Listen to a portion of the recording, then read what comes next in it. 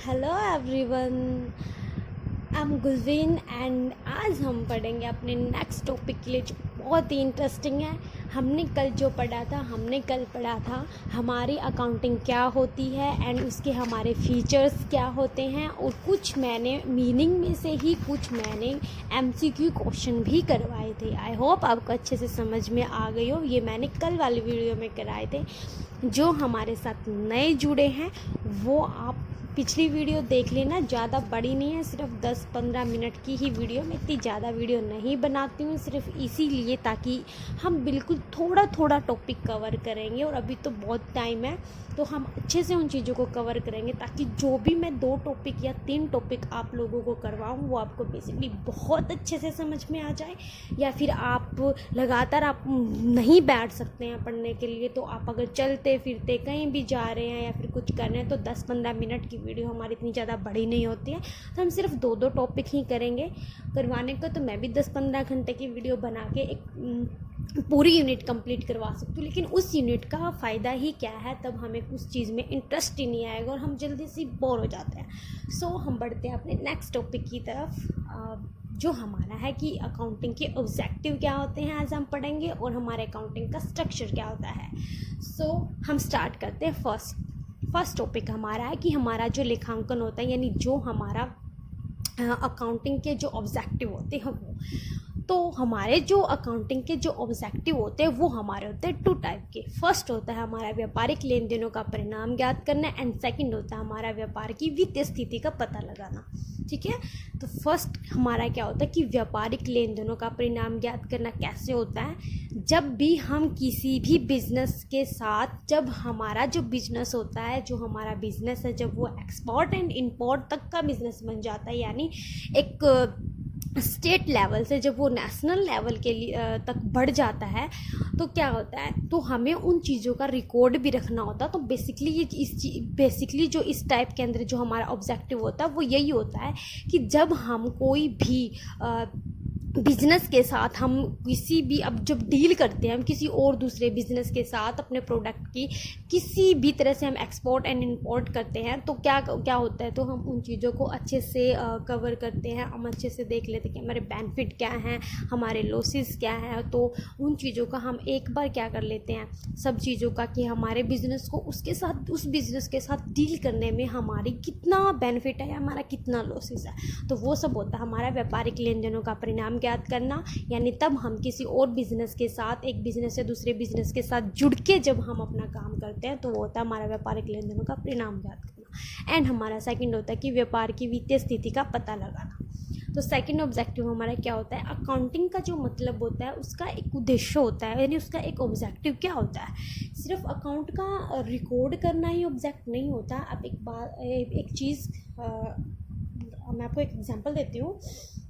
मान लीजिए कि हमारा कोई बिजनेस है, तो बिजनेस की छोड़ो, अब कोई बेसिकली छोटा सा एग्जांपल लीजिए घर से, कि घरेलू चीज़ें हैं। जब हमारे मॉम डैड है, हमारे जो घर का मुखिया होता है, जब वो बेसिकली हर सामान लेके आता है, तो वो क्या करता है, उसकी सैलरी है 10,000 रुपये।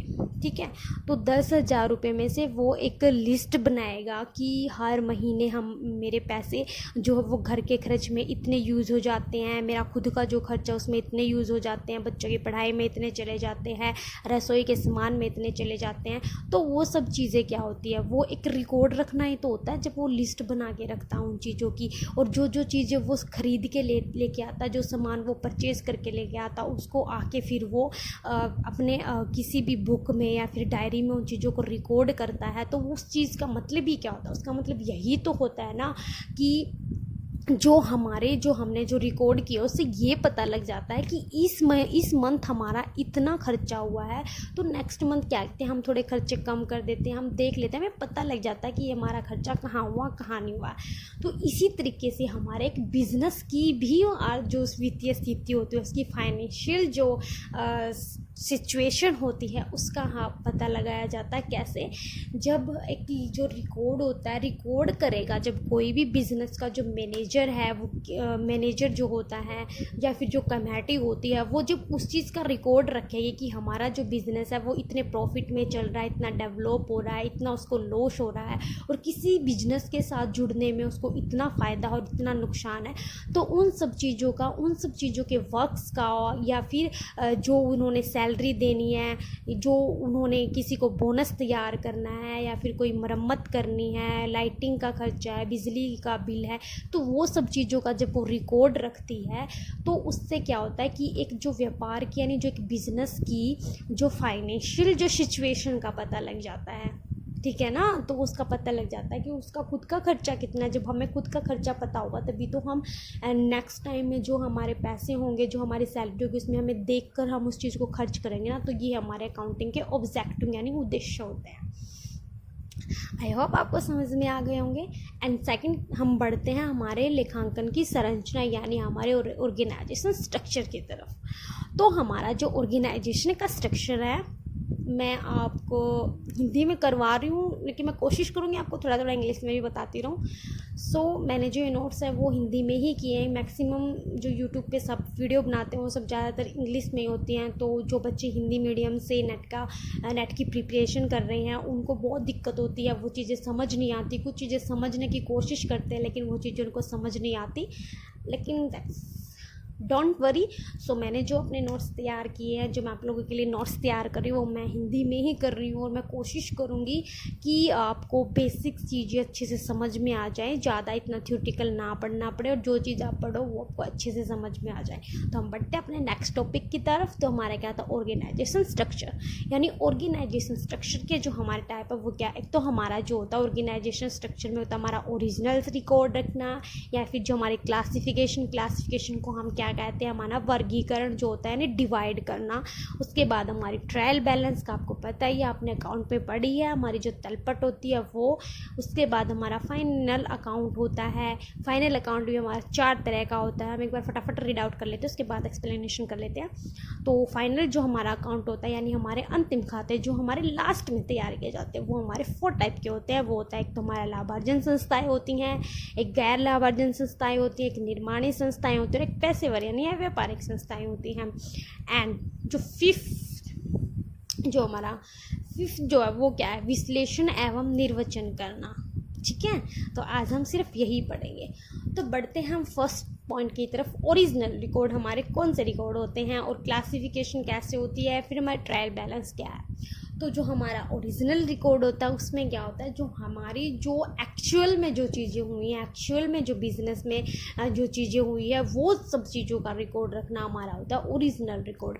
और जो हमारी क्लासिफिकेशन है, वर्गीकरण हम जब करते हैं, क्लासिफिकेशन में क्या होता है कि जब भी हम अपने बिज़नेस को हम स्टार्ट कर रहे हैं, उसको हम डेवलप करने की कोशिश कर रहे हैं, तो उसके लिए हम क्या करते हैं? हमारी फाइनेंशियल प्रॉब्लम तो दूर होनी ही होनी चाहिए। उसके साथ हम क्या करते हैं? हम पॉलिसीज़ भी बनाते हैं, उन पॉलिसीज़ को लागू भी करते हैं, रूल एंड रेगुलेशन बनाते हैं अपने एम्प्लॉयज़ के लिए, या फिर जो हमारे कंपटीटर होती हैं, जो कंपनियां होती हैं, उनसे आगे बढ़ने के लिए। तो हमारी हम अलग अलग चीज़ों को, अब एग्जांपल के लिए ले लीजिए, जैसे कोई भी एक काम दिया गया है तो उसमें क्या होता है कि कुछ इस एम्प्लॉय को उसके अकॉर्डिंग जो वो काम कर सकता है ना, उस काम के लिए वो क्या बोलते हैं उसको, सॉरी उस काम के लिए वो डिपेंडेड हो, मतलब खुद हो उस काम के लिए, वो लायक हो उस काम के, तो उसको उस काम के अकॉर्डिंग ही पैसे दिए जाते हैं। अब ज़रूरी थोड़ी है कि एक एम्प्लॉय को हम 10,000 दे रहे हैं, सेकंड को भी दे, वो उसके इंटरेस्ट के ऊपर भी बन जाता है। कोई अब मेहनत भी कर रहा है, कोई ओवर टाइम भी कर रहा है, तो वो उसके लिए अलग अलग होते हैं। अब जैसे काम को भी क्या करते हैं, कुछ का काम होता है लेखा जोखा करना, कुछ का पियन का काम होता है, किसी का काम होता है काउंसलिंग का होता है, कोई प्रोडक्ट तैयार करता है, कोई को प्रोडक्ट को सेल करता है, कोई लेबल का यूज़ करता है, कोई पैकेजिंग करता है, कोई लेके जाता है, कोई लेके आता है। तो वो सब चीज़ें क्या होती हैं, उनका अलग अलग वर्गीकरण कर देते हैं उनके काम के अकॉर्डिंग कि इसको ये काम करना है, इसको ये काम करना है। हमारी ट्रायल बैलेंस हमारी क्या होती है? ट्रायल बैलेंस जो हमारे लास्ट में बनाए जाते हैं, यानी हमारी जो लास्ट में जो खाते बनते हैं ये हमारे 4 टाइप जो हमारी ये ट्रायल बैलेंस होती है वो हमारे लास्ट में बनाई जाती हैं कि इसमें जो बिल्कुल जब सारे काम कंप्लीट हो जाते हैं ना तो उसके बाद में जब सारे अकाउंट बन जाते हैं तो लास्ट में हमारा जो होता है वो ट्रायल बैलेंस बनाया जाता है। फिर हमारा फाइनल अकाउंट यानी हमारे अंतिम खाते जो होते हैं वो हमारे बिल्कुल लास्ट में बनाए जाते हैं। तो ट्रायल बैलेंस में हमारा क्या होता है कि हमारा बेनिफिट एंड लॉसेस का पता लग जाता है। सॉरी, मैंने फाइनल अकाउंट की एक्सप्लेनेशन दे दी थी। तो हमारी जो फाइनल अकाउंट है वो हमारे 4 टाइप के होते हैं। लाभार्जन संस्थाएं होती, गैर लाभार्जक संस्थाएं भी होती, कुछ निर्माणी, कुछ पेशेवर। यानी लाभार्जक संस्थाएं क्या होती है कि कुछ जो बिजनेस होते हैं वो सिर्फ और सिर्फ प्रॉफिट की सोचते हैं कि भाई हमारा जो बस प्रॉफिट होना चाहिए, समाज को या सोशल कल्चर नेचुरल चीज़ों को, मतलब उनको नुकसान हो रहा है तो हमें कोई फ़र्क नहीं पड़ता, हमें सिर्फ बेनिफिट से मतलब है। कस्टमर उस चीज़ से खुश है नहीं है, वो कंप्लेन कर रहा है उस प्रोडक्ट के लिए, तो वो सब चीज़ों को वो ध्यान में नहीं रखते हैं। उनका काम होता है सिर्फ हमारी जो चीज़ें बिकी बस प्रॉफिट होना चाहिए। लेकिन जो हमारे कुछ बिजनेस होते हैं जो प्रॉफिट तो कमाते ही कमाते हैं, डेवलप भी होते हैं, लेकिन वो सोशल चीज़ों की जो वो क्या बोलते हैं सर्विसेज लेते हैं, उनके लिए वो प्रोटेक्ट करते हैं कि हमें बेनिफिट तो हो रहा है, लेकिन बेनिफिट हो रहा है किसकी वजह से हो रहा है। हम कुछ सोशल चीज़ों के यानी जो हमारी सामाजिक जो संसाधन होते हैं यानी जो रिसोर्सेज होते हैं उनको हम यूज़ करते हैं। जो हमारे सोशल रिसोर्सेज होते हैं उनको हम जब यूज़ कर रहे हैं तो उनके प्रति हमारी भी तो कुछ कर्तव्य, जिम्मेदारी यानी रिस्पॉन्सिबिलिटी बनती है ना कि जब हम किसी चीज़ को यूज़ कर रहे हैं तो हमने जब वो चीज़ यूज़ करके हमें प्रॉफिट कमा लिया तो उसका भी तो ध्यान रखना पड़ता है ना।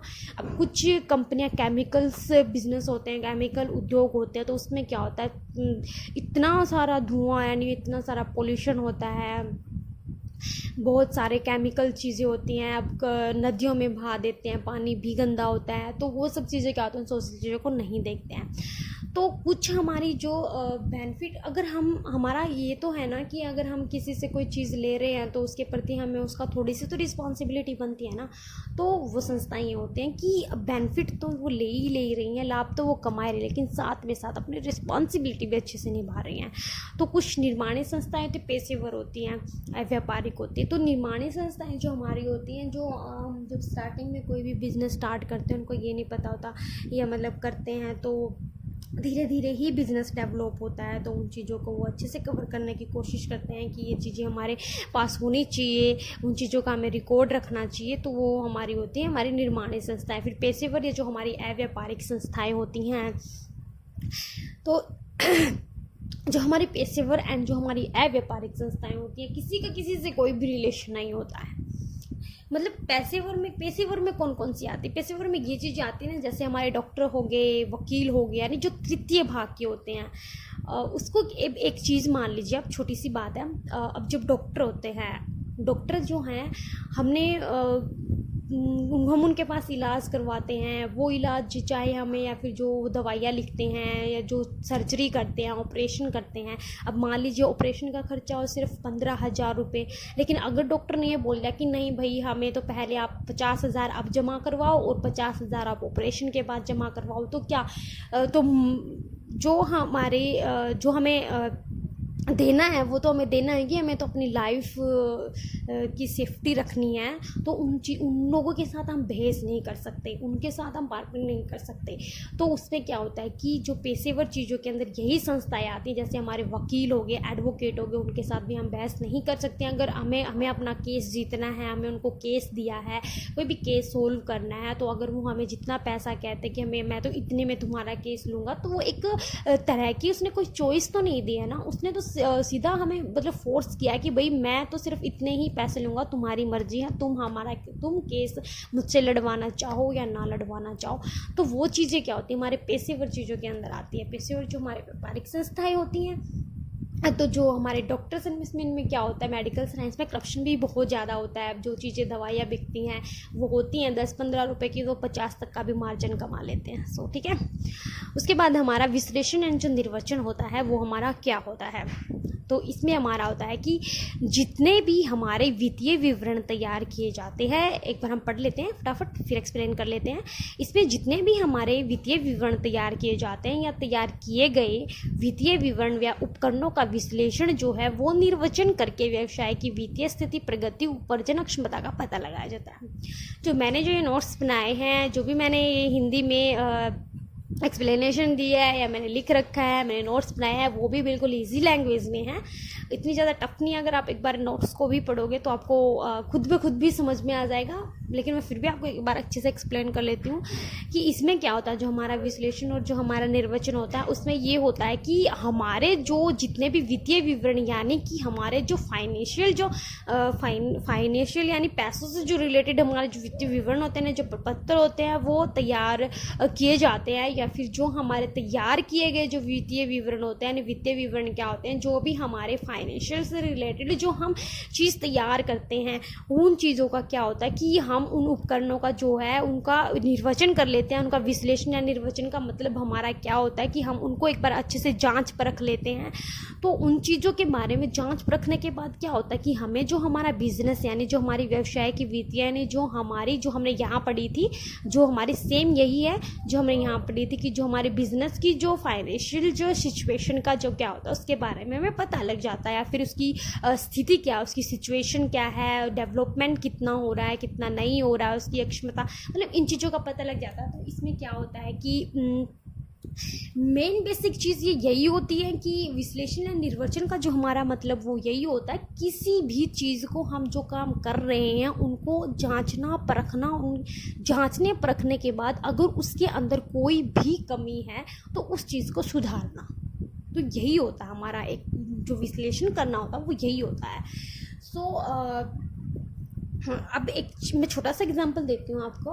अब हाँ, मैं ये मार्कर लेके आई हूँ, ठीक है। अब ये मार्कर के लिए मैं तो नहीं यूज़ कर रही, बहुत सारे बच्चे जो स्टडी में कर रहे हैं, जो स्टडी ना भी कर रहे हैं, कुछ जॉब भी कर रहे हैं, तो मार्कर का यूज़ तो टीचिंग लाइन में भी होता है ना, हम मार्कर के साथ लिखते हैं करते हैं कुछ, तो हम मार्कर का बेसिकली यूज़ कर रहे हैं। अगर इस कंपनी में जिस कंपनी ने ये मार्कर बनाया है, अगर इस मार्कर में कुछ भी डिफ़ॉल्ट होता, अगर ये अच्छे से चलता नहीं, इसमें अच्छे से रुक के चलता, ये बिल्कुल भी, अब जैसे मैंने ये रेड कलर का लिया, अगर इसका वैसे ऑफिशियली इसका फ्रंट कवर हमने रेड दे रखा, लेकिन अगर ये रेड की जगह इसमें बिल्कुल रेड नहीं होता, थोड़ा सा लाइट में होता, तो मतलब जब जो चीज़ मुझे चाहिए वो प्रॉपरली वो चीज़ है ही नहीं, तो मैं क्या करती, तो मैं क्या जिसने यूज़ किया है वो कंपनी से बोलते, कंपनी के अंदर उन चीज़ों की शिकायत करती। तो जब कोई चीज़ सेल होती है, जब कोई हम प्रोडक्ट बना के सेल करते हैं, तो जब वो कस्टमर उस चीज़ को यूज़ करता है तो उससे पता चलता है कि ये चीज़ सही है। जब नहीं होती तो फीडबैक देता है, तो क्या होता है, तो उस चीज़ का पता लग जाता है। तो फिर क्या करते हैं, कंपनी उसको अच्छे से जांचती है, परखती है, फिर देखती है हाँ एक्चुअल में ये कमी है, एक्चुअल में ये चीज़ों में कमी है, तो वो क्या करती है, उस प्रोडक्ट को ये तो नहीं है कि भी नहीं बस चलो जो लेना है ले लो, ये तो नहीं बोल सकती ना। तो क्या करते हैं, अगर हमें डेवलप करना है बिजनेस, तो क्या करती है कंपनी, तो जो कमियां जो कस्टमर्स ने बताई हैं, जो फीडबैक दिए हैं, तो उन कमियों को एक बार अच्छी तरीके से जांच परखने के बाद ही फिर उन चीज़ों को सुधारती है। ये होता है हमारा विश्लेषण। ये हर एक चीज़ में होता है, हमने कोई भी बिजनेस किया हो हर चीज़ में। आई होप आपको जो मैंने ये 2 टॉपिक अच्छे से करवाए हैं आपको समझ में आ गए होंगे। मैंने अपनी तरफ से पूरी कोशिश की है और अच्छे से समझाया है ताकि आपको अच्छे से समझ में आ जाए। छोटा एग्जाम्पल भी दिया है, डीपली में करवाया है। है ये 2 टॉपिक की 5 मिनट में भी हम रीड आउट कर लेते हैं, लेकिन जो चीज़ें अगर हम अच्छे से एक्सप्लेन करके उन चीज़ों की बेसिक चीज़ के बारे में रिकवर करके हम चलते हैं ना, कवर करके, हम एक बार देखेंगे भी ना, ये पॉइंट कभी भी हमें दिखेगा तो हाँ भाई ये था, मैंने अच्छे से एग्जाम्पल से कर रखा, तो उन चीज़ों को बार बार पढ़ने की ज़रूरत नहीं पड़ती है। एंड प्लीज़ अगर आपको मेरी वीडियो अच्छी लगी है, नहीं लगी है, तो प्लीज़ लाइक, डिसलाइक एंड मेरे चैनल को सब्सक्राइब ज़रूर कीजिएगा एंड जितना हो सके आप शेयर कीजिएगा, क्योंकि अब क्लासेस फर्स्ट यूनिट कंप्लीट हो गई है और सेकंड हमारी यूनिट चल रही हैं। तो पहले जो मैंने फर्स्ट वीडियो जो बनाई थी उसमें मैंने पहले इंपॉर्टेंट टॉपिक बताए थे जो करेंगे हम, तो हम वही इंपॉर्टेंट टॉपिक कर रहे हैं। उसके बाद में हम बिल्कुल छोटे टॉपिक करेंगे, 2-2, 3-3 टॉपिक, ताकि अच्छे से समझ में आ जाए। और फिर उसके बाद हम जो बाकी के जो टॉपिक बच जाते हैं उनको भी एक बार कर लेंगे अच्छे से cover. So thank you guys and please share subscribe my channel please.